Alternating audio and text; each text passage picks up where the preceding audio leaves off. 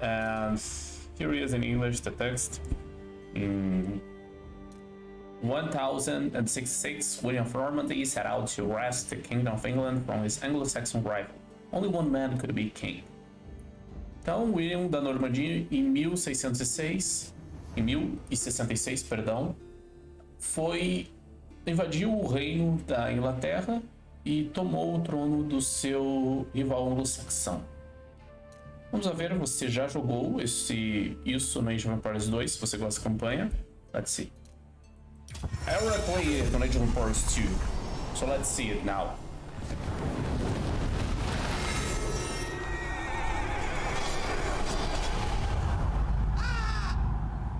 Some events leave a deep mark on history, but none on the land. This is the site of the Battle of Hastings. After almost 1,000 years, no traces of the bloody conflict can be seen. But here, the fate of England turned. It's where a king was killed, and his victor claimed the throne.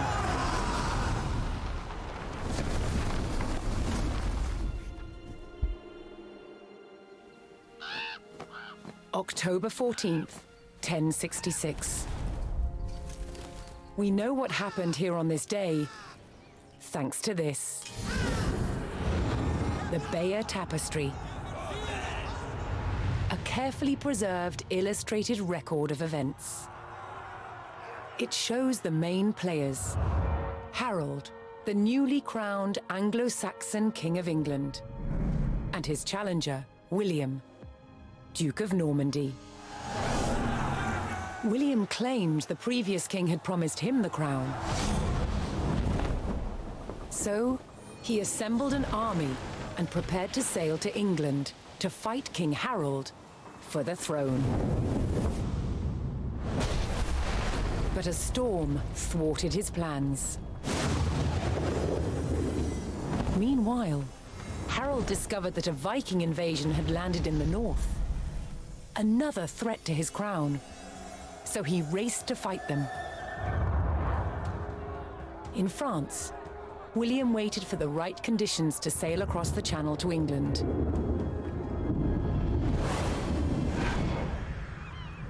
The weather cleared.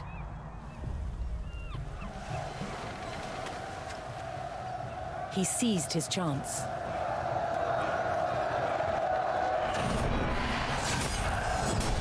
250 miles north, Harold had defeated the Vikings.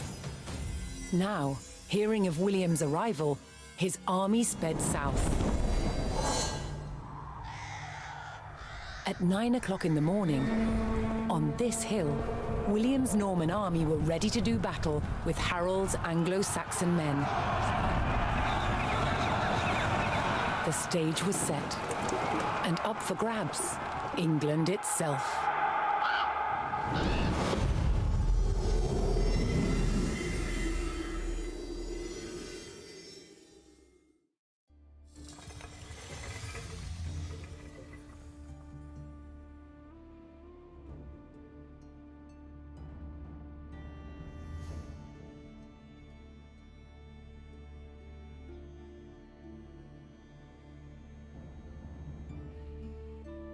The Battle of Hastings.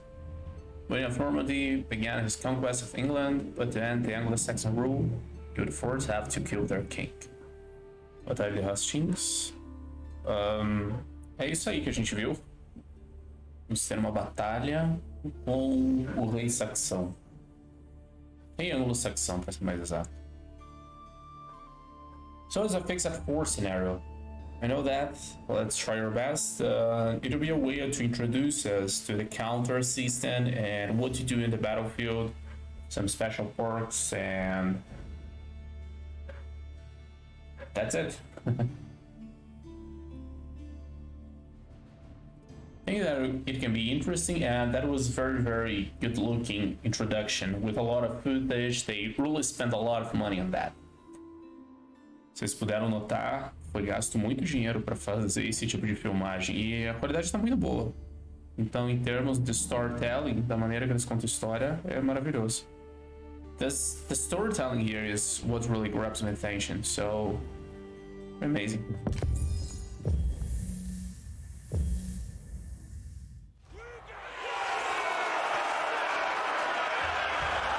On October 14th, 1066, William of Normandy stood ready for battle at the base of a hill.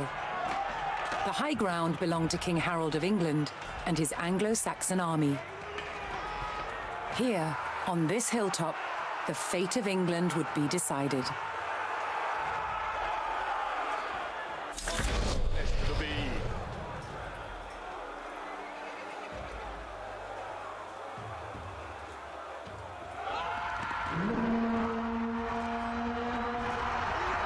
William's Norman army made the first charge, launching a direct assault on the shield wall.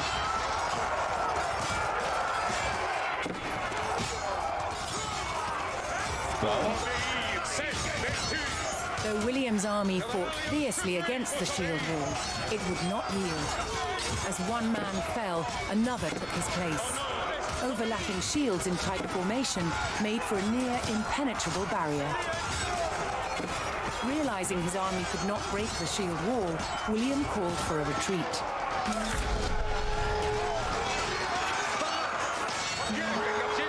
He aimed to lure the Anglo-Saxons into a false sense of victory, causing them to break formation. William's feigned retreat was working. The Anglo-Saxon army broke their shield wall formation, leaving gaps for William to make a move.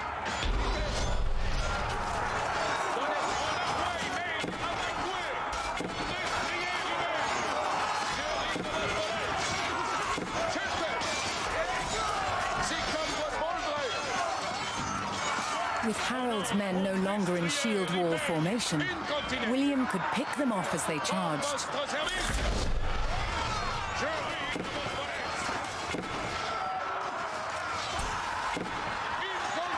Very good.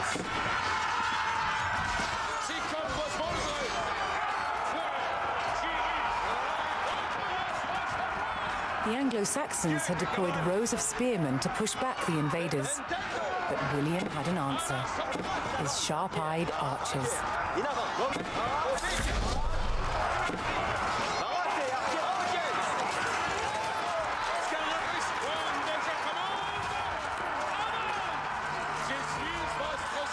What happens if he dies?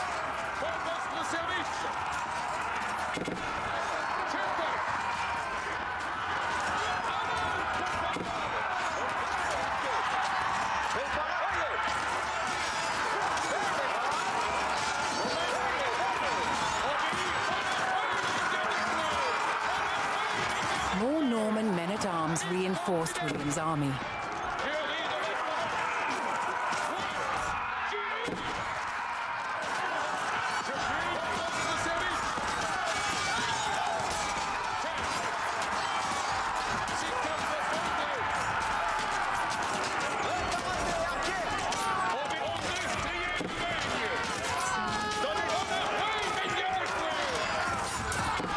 Let's focus on him.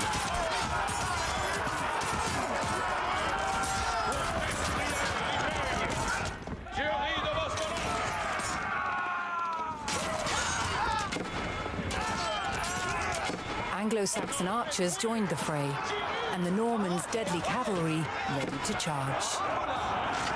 But first, William's forces had to eliminate the enemy spearmen, whose sturdy polearms could easily bring down a horse.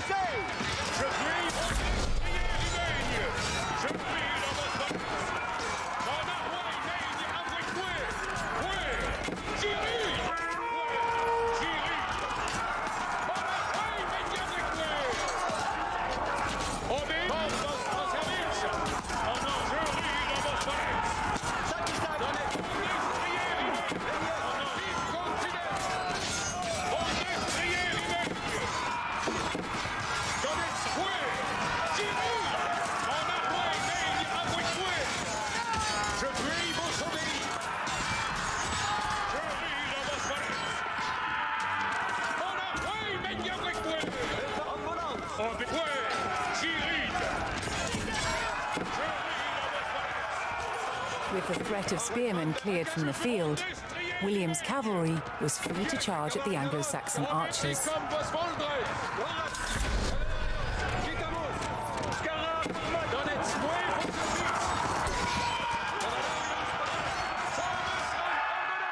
Amazing.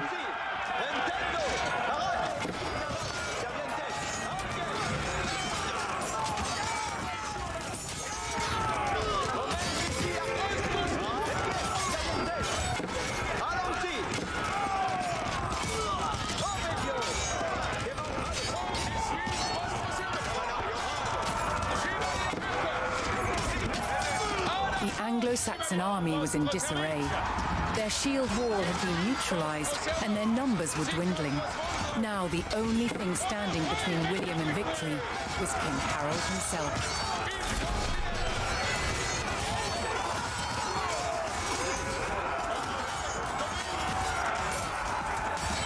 The last of Harold's men encircled their king, prepared to lay down their lives to save his.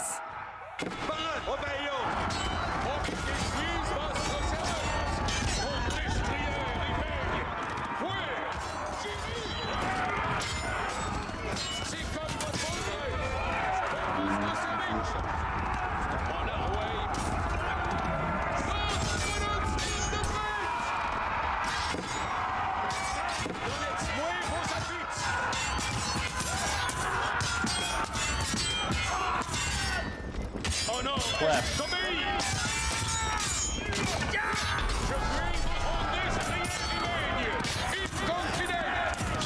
The Anglo-Saxon King Harold had fallen.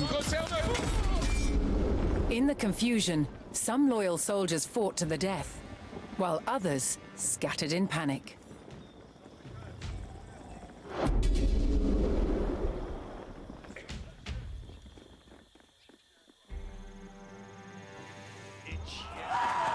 We won? Amazing.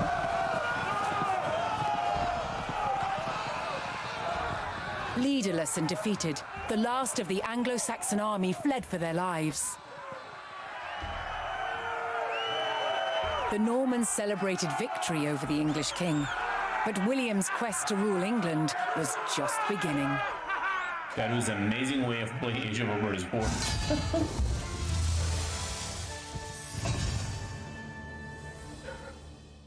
Amazing, amazing. I hope that every game that I play will be that way. E sorte que a BR vai poder ver isso aí também, já que eu vou promover em português também esse vídeo. Que maravilha. Ok.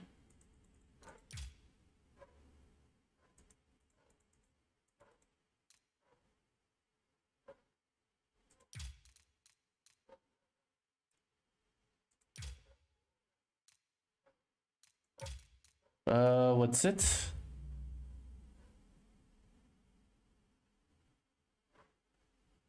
Nova Stella, Novus Rex. New Store, New King. Uma nova estrela, novo rei, em latim. So here is the history. Yeah, why not? April 1066, a bright star with a long, straight tail appeared in the night sky and burned for weeks. Its appearance coincided with the imminent invasion of England by William from Normandy. William's soldiers waiting eagerly to set sail from Normandy, it seemed that the starred sail pointed directly at the Saxons' king's castle in England. This was a divine guarantee of victory. It inspired the Normans' rallying cry, Novus Stella, Novus Rex, a new store, new king. By the time the star passed the Saxons, King Harold lay dead, killed at the Battle of Hastings, and William the Conqueror became King of England. The long-tailed sword is depicted on the Bayeu's tapestry, and we know it today as Halley's Comet. Oh, that's pretty amazing. At Guédelon in France, to understand how castles were constructed, they're building one from scratch, using just the tools and materials of the medieval age. It's a 25-year project. the world's biggest archaeological experiment.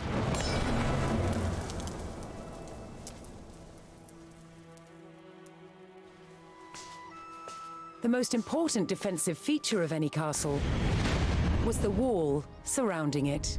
Castle walls had to be incredibly thick in order to resist attack and absorb the impact of projectiles fired from trebuchets.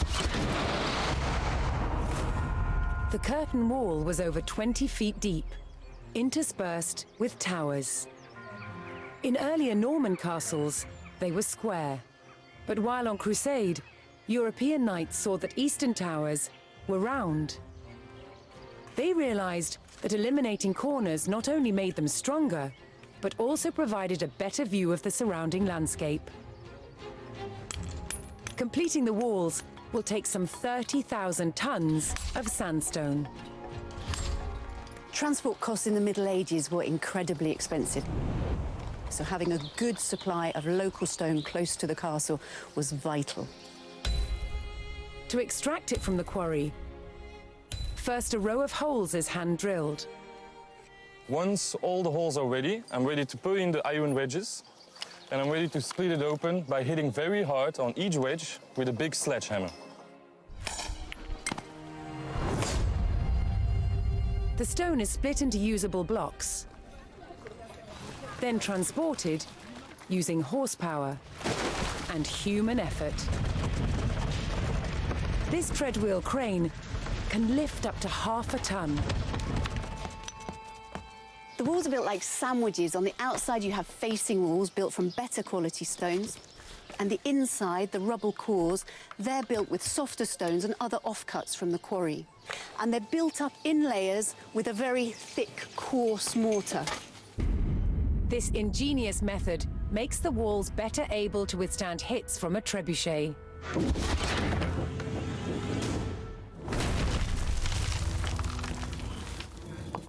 Sandstone is too hard to be carved into intricate windows, vaults, and steps. Instead, softer, more expensive limestone is used. These sophisticated building techniques make castles the ultimate feats of medieval engineering. It's a testament to their construction that so many still stand today. That was pretty amazing. That was a lot of things that I learned here. It's quite interesting that there is no castle on this specific scenario of the campaign, so it would be probably more interesting if they could actually insert these unlockable content when you actually play something related to the past level that you just played. So, oh, that's the whole video at the beginning again.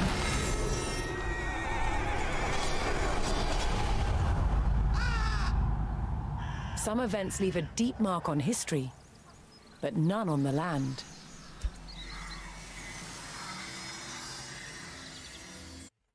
Yep, that's all the stuff that I got from this campaign. So I like to read and learn more about castles, so pretty interesting.